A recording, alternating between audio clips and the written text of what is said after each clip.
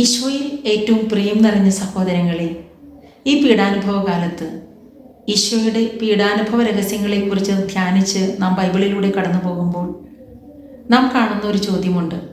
വിശുദ്ധ യോഹന്നാന്റെ സുവിശേഷം 18-ാം അധ്യായം 38-ാം വാക്യം. പീലാത്തോസ് ചോദിക്കുന്ന ചോദ്യമാണ്, എന്താണ് സത്യം? വഴിയും സത്യവും ജീവനും ഞാനാണ് എന്ന് പറഞ്ഞ അതേ ഈശോ തന്നെ പീലാത്തോസിന് മുൻപിൽ നിൽക്കുമ്പോഴും പീലാത്തോസ് ചോദിക്കുന്നു, എന്താണ് സത്യം?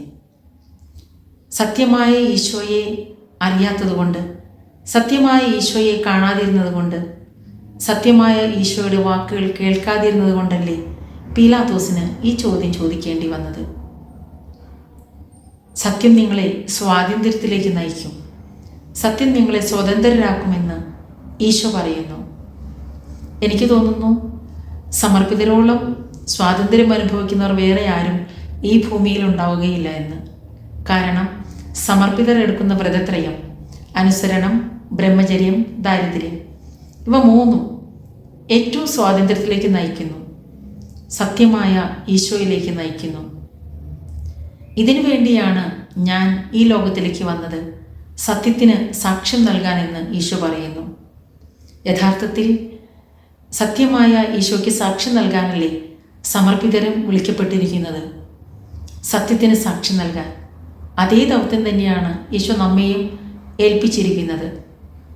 വ്രതത്രയത്തിലൂടെ സ്വാതന്ത്ര്യം അനുഭവിച്ച് സത്യത്തിലേക്ക് വഴി നടന്ന് സത്യത്തെ അനുകരിച്ച് സത്യത്തിന് സാക്ഷ്യം നൽകാൻ നാം വിളിക്കപ്പെട്ടിരിക്കുന്നു. എത്രയോ വലിയ ഭാഗ്യമാണ് ഈശോ നമുക്ക് ഓരോരുത്തർക്കും നൽകിയിരിക്കുന്നത്. ഈ വലിയ ഭാഗ്യം അനുഭവിക്കുവാൻ എല്ലാവർക്കും സാധിക്കട്ടെ എന്ന് ഞാൻ പ്രാർത്ഥിക്കുകയാണ്, ആശംസിക്കുകയാണ്. സത്യം നിങ്ങളെ സ്വതന്ത്രരാക്കുമെന്ന് ഈശോ പറയുന്നു. സത്യത്തിൽ എങ്ങനെയാണ് ഈ സ്വാതന്ത്ര്യം അനുഭവിക്കുക? നമ്മുടെ വാക്കുകളും ചെയ്തികളും നമ്മുടെ ചിന്തകളും എല്ലാം സത്യമായിരിക്കുമ്പോൾ സ്വാതന്ത്ര്യം അനുഭവിക്കാനായിട്ട് നമുക്ക് സാധിക്കും. ഒരു തരത്തിൽ ചിന്തിച്ചാൽ മറ്റുള്ളവർക്ക് എപ്പോഴാണ് നമ്മെ ഭയം തോന്നുക, നമ്മോട് സ്വാതന്ത്ര്യക്കുറവ് തോന്നുക, അടുപ്പക്കുറവ് തോന്നുക? എപ്പോഴെങ്കിലും നാം അത് ചിന്തിച്ചിട്ടുണ്ടോ? നമ്മുടെ സംസാരവും പ്രവർത്തനങ്ങളും ചിന്തകളും സത്യമല്ലാതിരിക്കുമ്പോൾ, അവർക്ക് സത്യം നമ്മിൽ ദർശിക്കാൻ സാധിക്കാതെ വരുമ്പോൾ അവർക്ക് ഭയം തോന്നും, അവർക്ക് അടുപ്പക്കുറവ് തോന്നും, സ്വാതന്ത്ര്യക്കുറവ് തോന്നും. നമ്മുടെ ജീവിതത്തിലും ഈ അനുഭവം നമുക്കുണ്ടായിട്ടുണ്ടാവും. മറ്റു പലരെയും നമുക്ക് ഭയം തോന്നിയിട്ടുണ്ടാകും, മറ്റു പലരോടും നമുക്ക് സ്വാതന്ത്ര്യക്കുറവ് തോന്നിയിട്ടുണ്ടാകും, മറ്റു പലരോടും അടുക്കാൻ ബുദ്ധിമുട്ട് തോന്നിയിട്ടുണ്ടാകും. എപ്പോഴാണ് അങ്ങനെ നമുക്ക് അനുഭവപ്പെട്ടിട്ടുള്ളത്?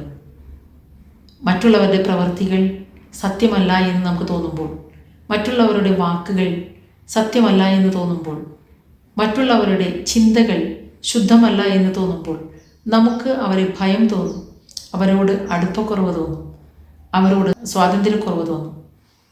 ഈ രണ്ട് കാര്യങ്ങളും നമ്മുടെ ജീവിതത്തിൽ നാം ശ്രദ്ധിക്കേണ്ടിയിരിക്കുന്നു എന്ന് തോന്നുന്നു. മറ്റുള്ളവരോടുള്ള നമ്മുടെ സ്വാതന്ത്ര്യവും മറ്റുള്ളവർക്ക് നമ്മളോടുള്ള സ്വാതന്ത്ര്യവും സത്യത്തിൽ വ്യാപരിക്കുമ്പോഴാണ് സ്വാതന്ത്ര്യം അനുഭവിക്കാനായിട്ട് നമുക്ക് സാധിക്കുക. ഈ പീഡാനുഭവ കാലത്തിൽ നമുക്കൊന്ന് നമ്മെ തന്നെ വിലയിരുത്താം. മറ്റുള്ളവർക്ക് നമ്മുടെ അടുത്ത് സ്വാതന്ത്ര്യമുണ്ടോ? അവർ സത്യമായിരിക്കുന്ന അവസ്ഥയാണോ നമ്മുടെ മുൻപിൽ അവരും തുറന്നു വയ്ക്കുന്നത്? അതോ മൂടുപടം ധരിച്ചാണോ നമ്മുടെ മുൻപിലേക്ക് വരുന്നത്? നാമും മറ്റുള്ളവരുടെ മുമ്പിൽ മൂടുപടം ധരിക്കുന്നുണ്ടോ? നമ്മുടെ സത്യാവസ്ഥയാണോ മറ്റുള്ളവരുടെ മുമ്പിൽ നാം തുറന്നു കാണിക്കുന്നത്? ഈ സത്യാവസ്ഥ അല്ലെങ്കിൽ നാം പാപത്തിലാണെന്ന് നമുക്ക് തിരിച്ചറിയാം. സത്യം നമ്മളെ സ്വാതന്ത്ര്യത്തിലേക്ക് നയിക്കും. സ്വാതന്ത്ര്യമില്ലാത്തടത്ത് പാപമുണ്ട്.